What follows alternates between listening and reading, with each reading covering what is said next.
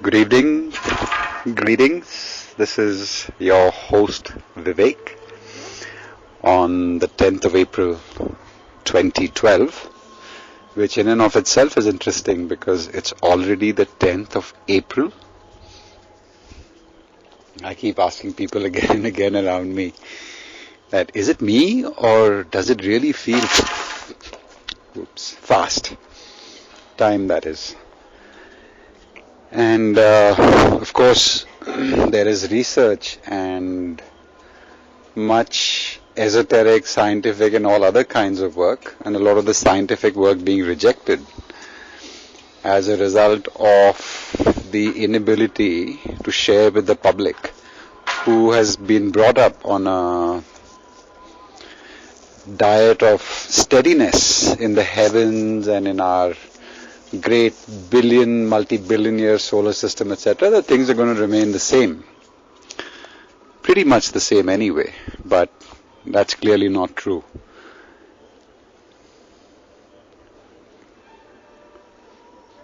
So, 10th of April 2012, amazing. And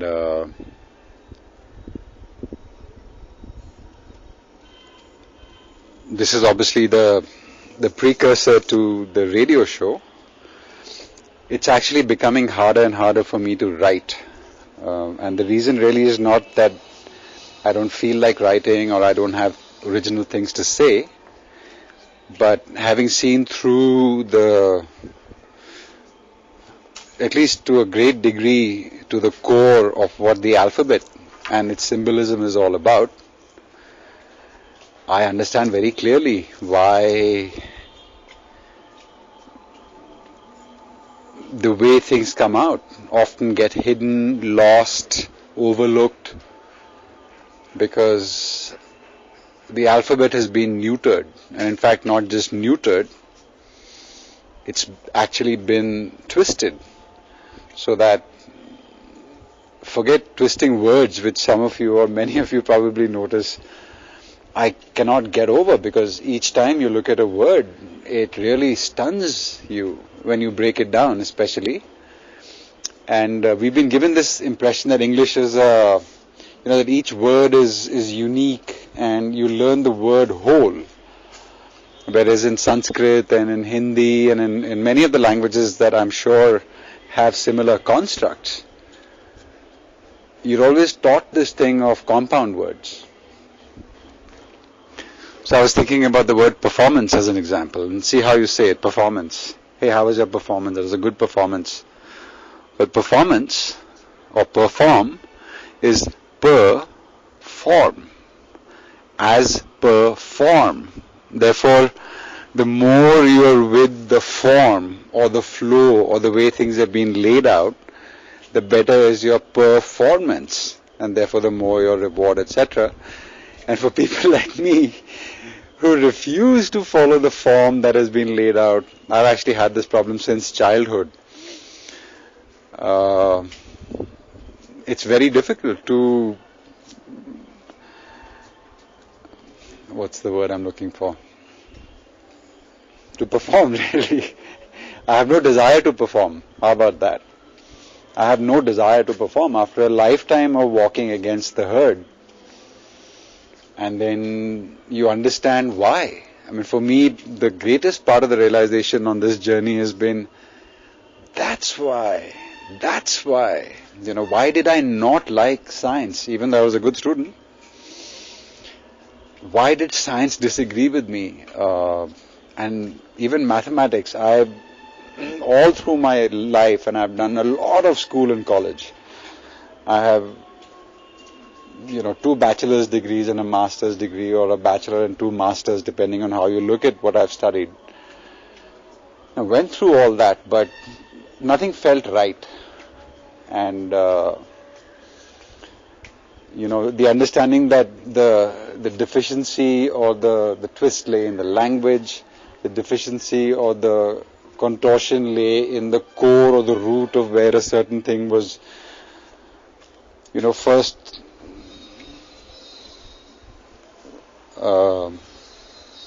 postulated and then quickly either agreed with or forgotten. And the other interesting thing is, as you go, you realize the importance of history, true or real history, and you sort of, start flipping the pages back to see, where did this come from? Where did this come from? And you realize that there are so many forgotten people, so many forgotten laws, mind you, natural laws. So this is a very interesting thing that I've known that Darwin was a fake and that he was part of the reason for why we are where we are today, in terms of him suggesting that this animal world is this highly pyramidical, dog eat or you shall be eaten, competitive, which was the basis for this corporatocracy that we are in. They've brought generations of people up to believe that it's a cutthroat world, and you either cut somebody else's throat to move up, or you stand on somebody's shoulders or stomp on somebody's back to move up, or you just stay happy where you are.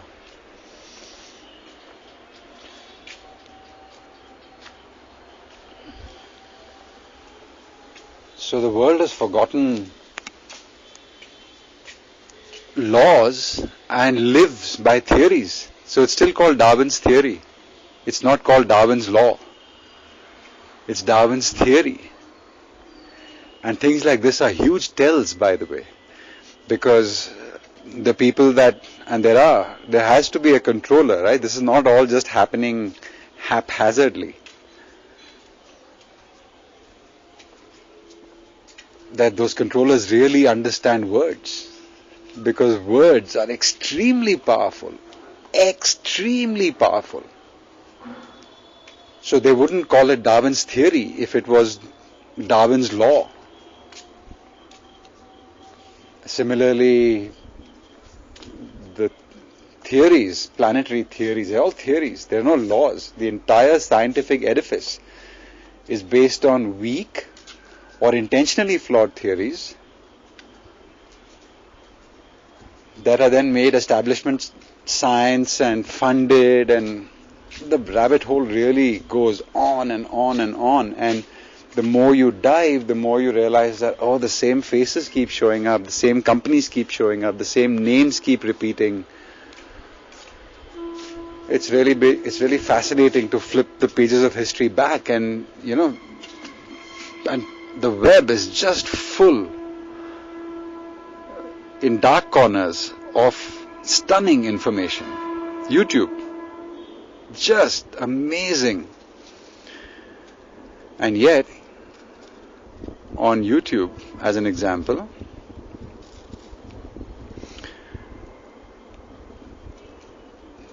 the list of suggested videos that come on the side, if you study them next time, you'll see some bear relationship to what you're watching, and others will always try to drift you away into something meaningless, or something lightweight, or something even sexual.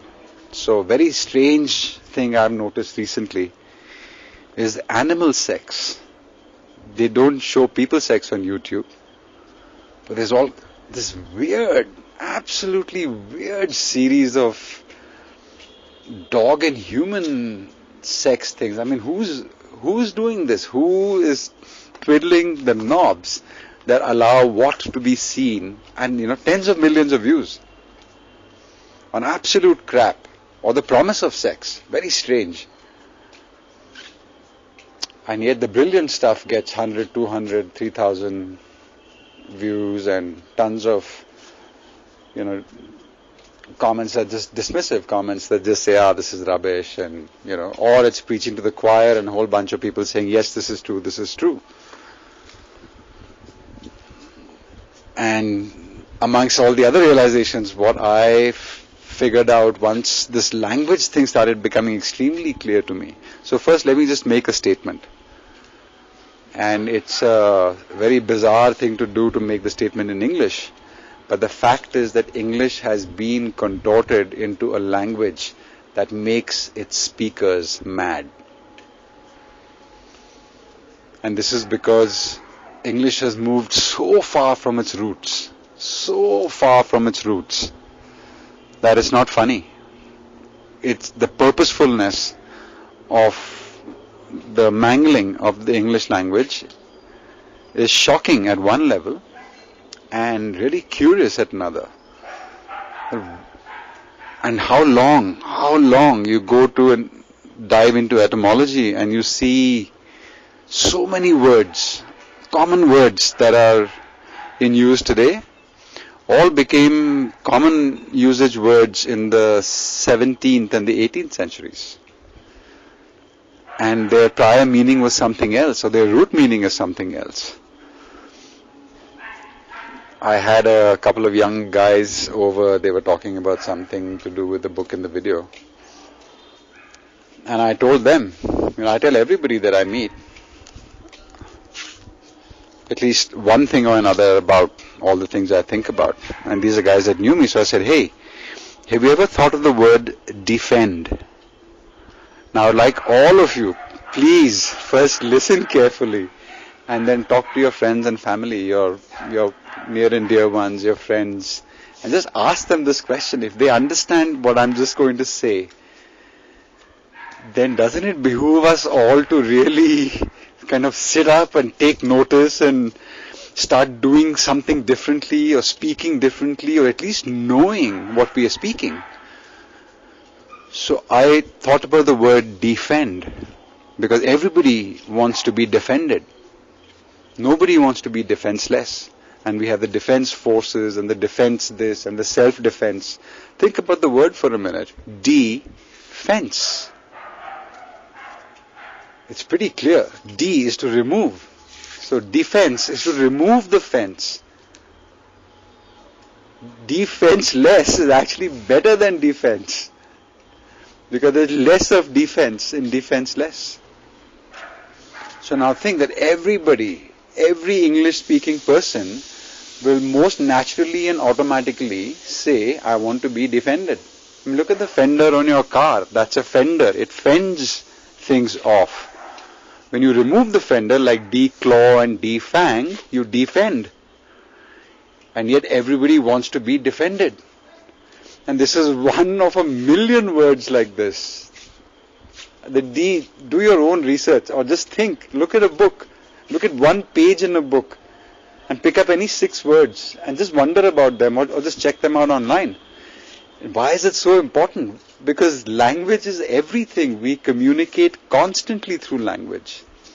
In fact, if a word for something doesn't exist, that thing doesn't exist. Literally. And most of what we have around us today is birthed from ideation, the whole thought, idea, then speech, the densification of anything. The crossover point is language. Whether it could be symbolic language, of course.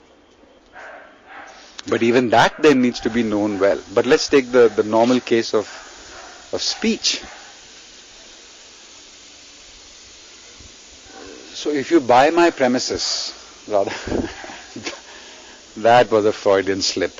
If you buy my premise, I don't have a premises, by the way. If you buy my premise that English has been either purposefully, which I strongly believe, actually most languages now that I start to think about it, at least the languages I know,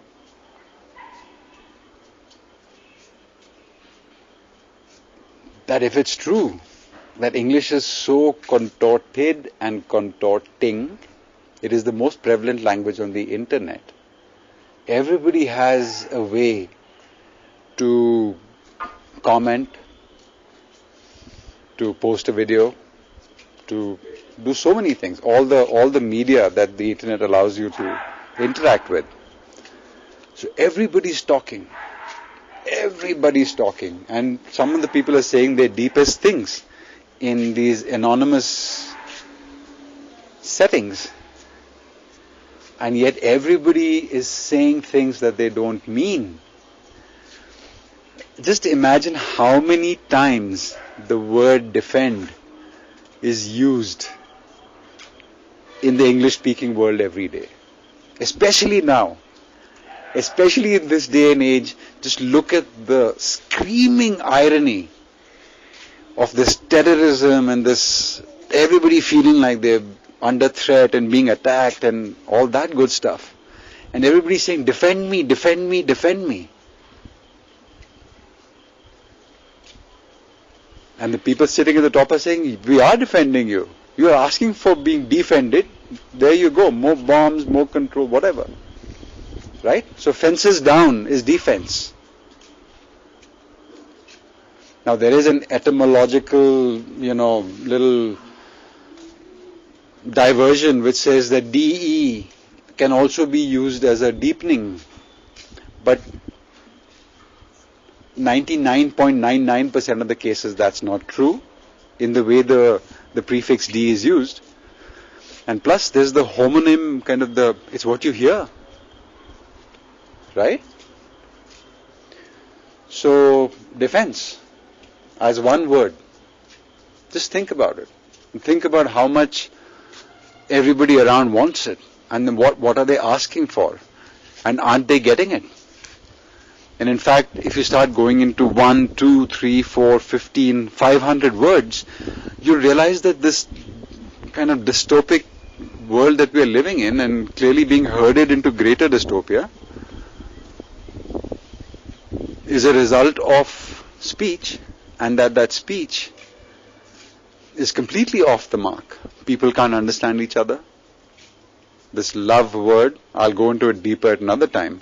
But let me tell you, from a root of the symbol of the word L, the word O, the word V, the word E, it's a triple death. The word love signifies a triple death in this triple layer reality that we live in.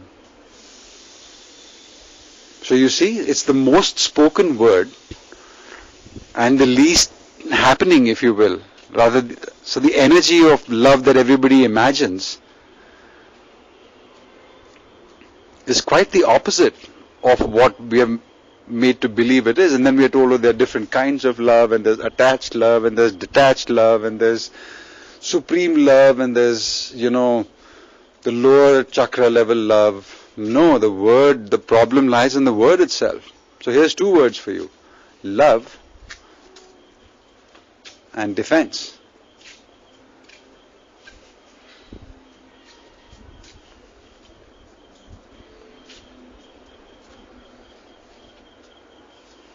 So that's my little thing for English today. And it all ties together. Everything ties together. We are who we are and what we are because of all the things that make us, quote unquote, of which language is a super crucial one. And so then you start scanning the news and you see things and happenings and events, and you start to see the long line of how twisted and tortured words have led to a 14-year-old boy and a 14-year-old girl making a sex video and posting it on YouTube.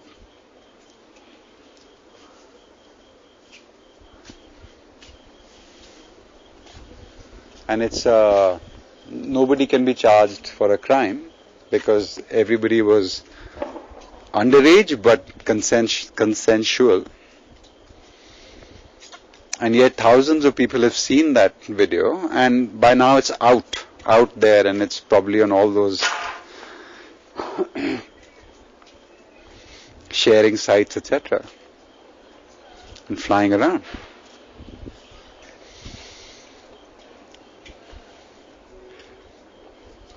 So this sex, this word that is the root of where we have come from,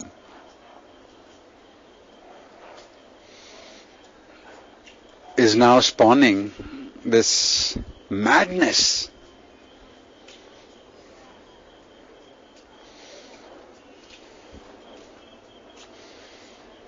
Even the word sex, S E and X. I mean, these are really powerful. It's very instructive to study letters. I can't tell you how much. And especially if you write, then how even changing small things in the letters that you write can change your life.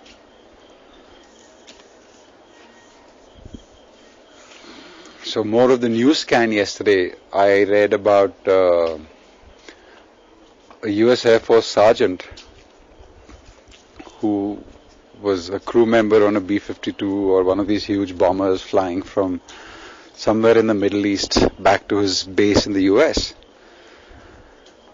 And they picked him as an example of somebody that had a terrible reaction to a pill that these guys are given. It's some version of Excedrin or Dexedrin, one of these taurine type base things that keeps you awake and alert. So for a 16-hour flight, they pop 4 pills. Every 4 hours they take a pill. And because these pills have to be given at one time as they are leaving for a long assignment, people are given 180 days medication at the same time. And then once they are out in the front, people trade their meds because, hey, this makes me feel good, this makes me feel low, this makes me want to go and kill, got a headache, this takes it away. And so people are just cross-medicating themselves with all these uppers and downers and so from that whole pharmaceutical thing, then you dive into where has this madness come from? Like when did natural medicine leave and this pharmaceutical madness descend upon us? And then you realize that there is a very particular time and a very particular direction and a very particular name and a group of people that brought us into this chemical madness. And so this guy, when he came back to Florida and he went for a drink with his friends, and when they were coming back, he suddenly jumped on the friend who was driving, on her throat and took her outside hitting her, saying some gibberish about, you're trying to get me, they're trying to get me or whatever, but basically he lost it. Now imagine how many people are losing it on the battlefield. And this is not new.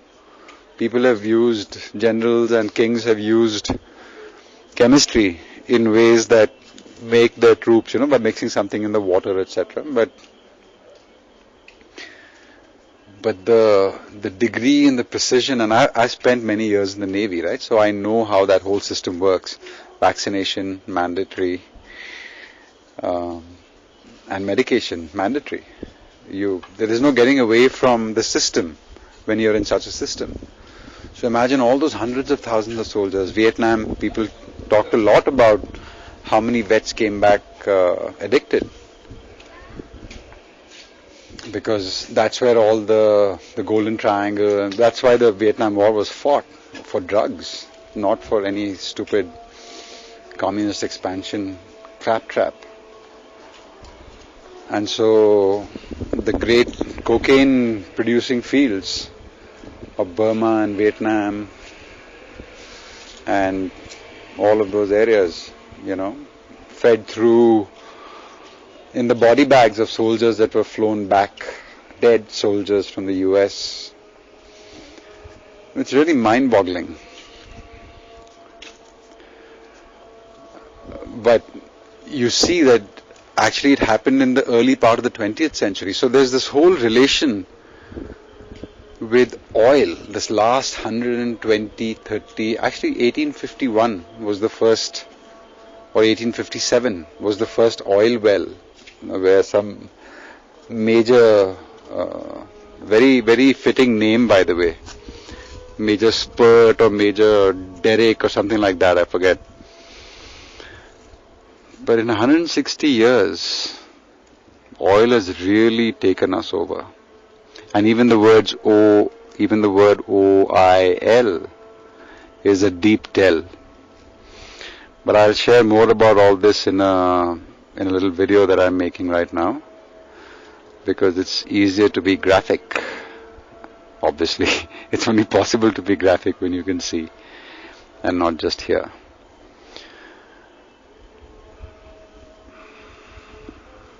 But yeah, lots to say, and just looking at the news, and I just wonder at where this is all heading. Now the interesting thing is that there's a fork in the road that's coming up. And the decision-making point at that fork is going to be instinctual. These things don't come, you can't see it 5 miles down and say, okay, let me see, I like that, and that looks greener. No, none of that. It'll be presented, maybe differently for each of us, I don't know. But your instincts have to be really honed. And so I hope all of you are doing something to practice listening, developing ears that hear and eyes that see. I find a very interesting thing on the blog. I've noticed a very interesting thing on the blog, and though I make no apologies for it, but the thing that I believe is that once your viewpoint has flipped, and it's a true flip, then it's flipped for everything. It's in my nature now, more so since I've had some very interesting, illuminating experiences, to question everything. Religion, of course, massively. Language, words that everybody finds comforting, like love and God and family. And so I find when I question these sacred cows on the web, on the blog, I tend to lose a few people. Always. Every time somebody wants me to agree with them that isn't love the most important thing, I can't say no. I can't say yes, because it's not. People say love is all, and that we're going to come into a time of love. God, you better hope you're not coming into a time of love, because if you look around and you hear love, love, love, love, love all the time, and you watch love, love, love, love all the time, and this is the world we live in, hopefully we're not getting into a loving place at all. Hopefully we're coming into a truthful place.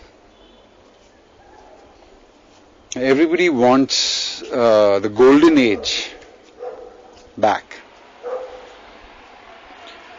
But who here, me included of course, who's really ready to live sans expectations, sans desire, sans anything? No, where? We've been educed, led by our noses to a complete 5 sense prison. Desires, wants, needs are really becoming minor. It's all about want. I want this, I desire that. Who can handle a golden age? So there will be a golden age. There always is. The cycles are inevitable. But it will be preceded by an age of truth. Because in a true golden age utopia that people imagine, truth prevails, not love. In fact, if there is such a thing like love that should be a part of our existence, then the root core of that love has to be truth. And truth is really, really frightening for everyone. And I've really seen that more and more and more now. Really frightening. I've talked to so many people about my ideas, even the technology ones. And somebody whose business it is to make shoes, I'll tell him about, or her, about this intense and amazing thing you can do so that everybody is walking better. And they look and they'll say, wow, that's really fascinating, and man, that would really... And then they go away, and the cognitive dissonance is so strong. Or the fear that, I've set myself up this far by following the system, that if I'm the one that puts my head up to go against it, it'll just get beaten down. So this Terence McKenna's thing of this is the time of maximum novelty coming up before us. So we'd better embrace it. Maximum novelty means minimum possessions is also a good idea. Because in general newness and change, you have to be light. You have to be literally light, you have to be figuratively light. Turn on a dime. Change the way we think about what is fitness. This whole thing of, I believe that everybody is trying to be fitted in to a system. And since this seems to be a longish ramble, I'll probably leave it alone at this, after maybe a little musical outro, because any good radio program should have a musical intro and an outro. That's what I've heard. Okay, so I was going to make the music, and prior to that I was going to say something very important.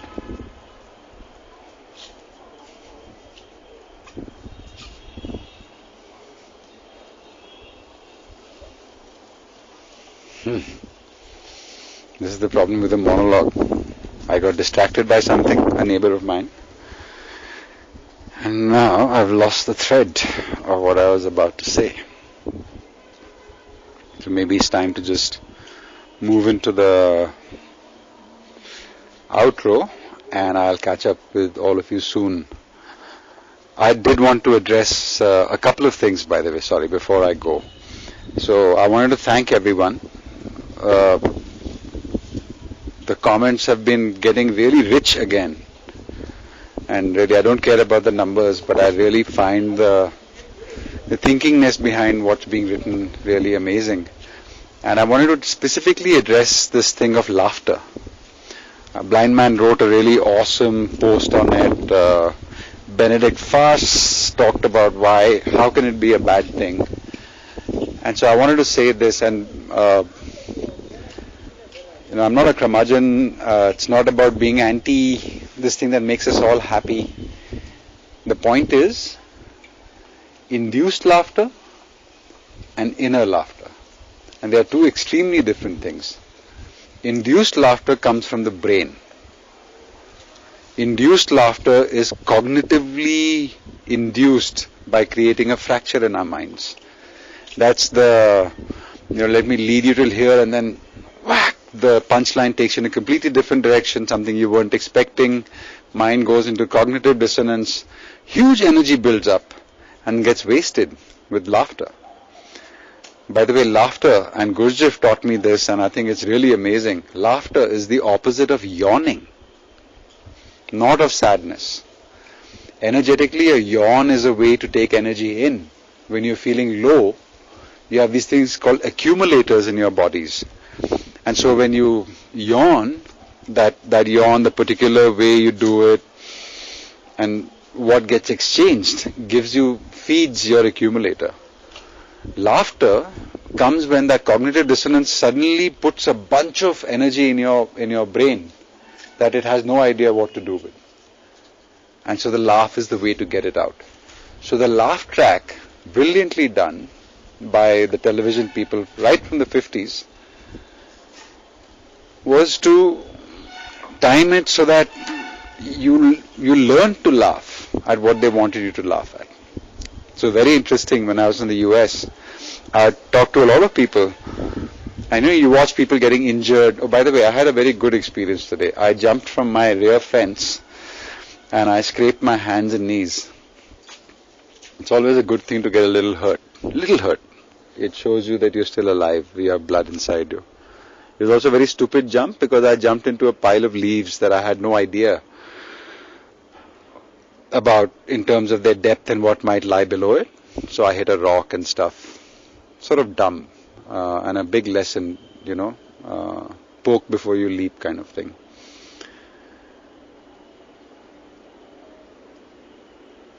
But sorry, back to the point that in the US I noticed that people always laughed when somebody got hurt. if you watch somebody stumble off a bicycle or something, or trip on a pair of on stairs, everybody would first giggle. The instinctive thing was to giggle, and then to feel bad that they were feeling, they were finding this thing of somebody else is getting hurt humorous. And I really went into it with all my friends and my wife and my ex-wife and the whole 9 yards. And you realize that when you've grown up watching the Three Stooges and Laurel and Hardy, and then, all of this slapstick humor, it's called slapstick for a reason. And so it was funny if you saw somebody's head getting bashed in with a saucepan, because that's when the laugh track came on. So now once the public was attuned to laugh tracks, then they could really contort the public view on anything, whether politically correct, politically incorrect, about speaking the truth about certain things, about being rude or nasty to someone versus overly nice, whatever they wanted to twist the world to. Because when you're laughing like that, your mind is completely open. You're disconnected. You can't think when you're laughing. Your brain is in a seriously divided state. So the laugh track was a master tool that the people that run television came out with, and then basically programmed the whole world. That was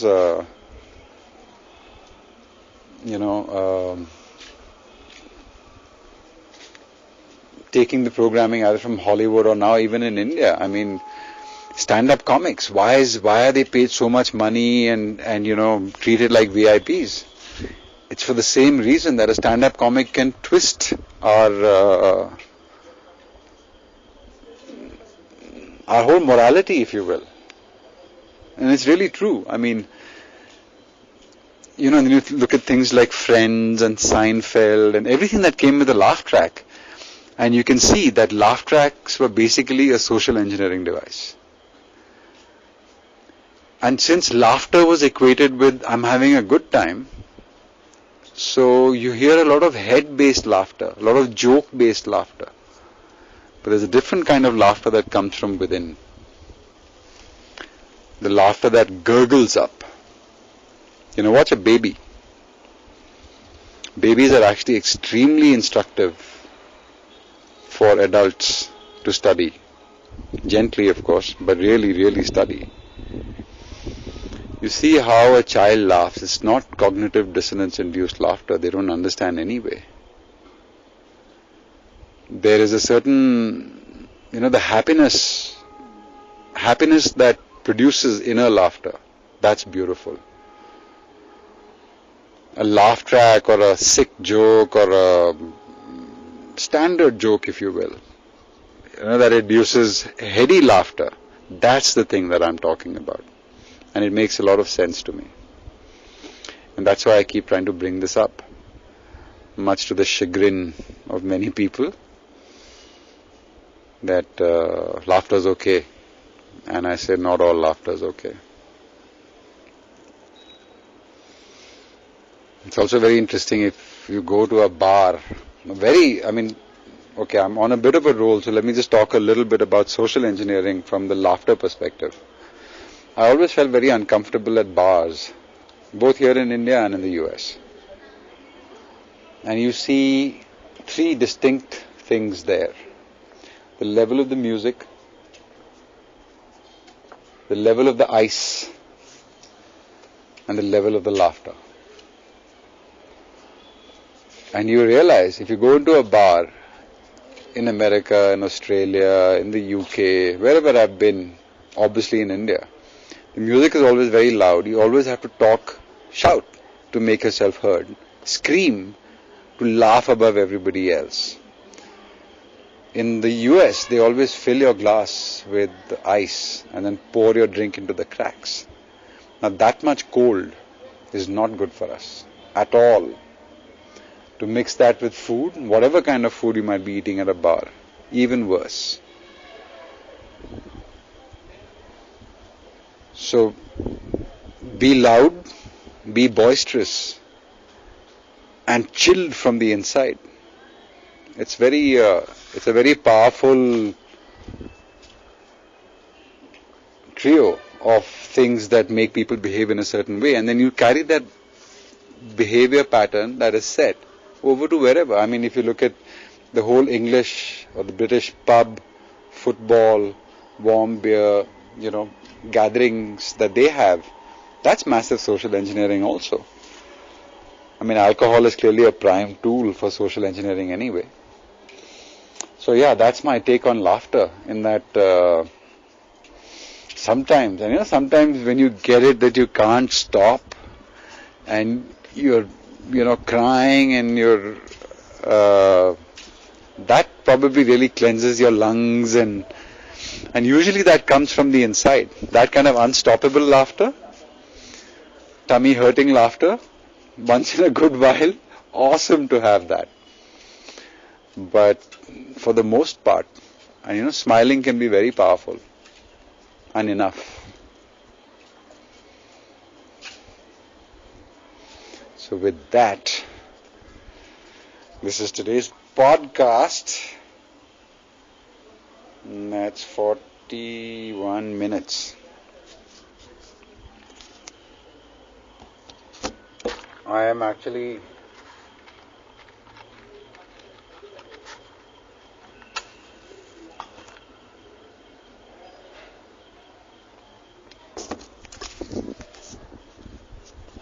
on my terrace as I speak, which is where I spend most of my time when I'm not on the computer or at home in general. But here we go, ladies and gentlemen, the great six string.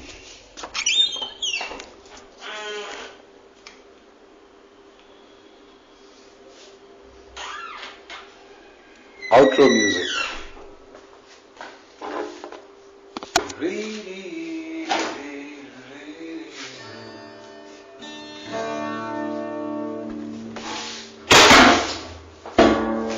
How's that? Good start. Everything's falling, cracking up against the walls in my tiny little studio. This is actually my stairwell, but it has great resonance.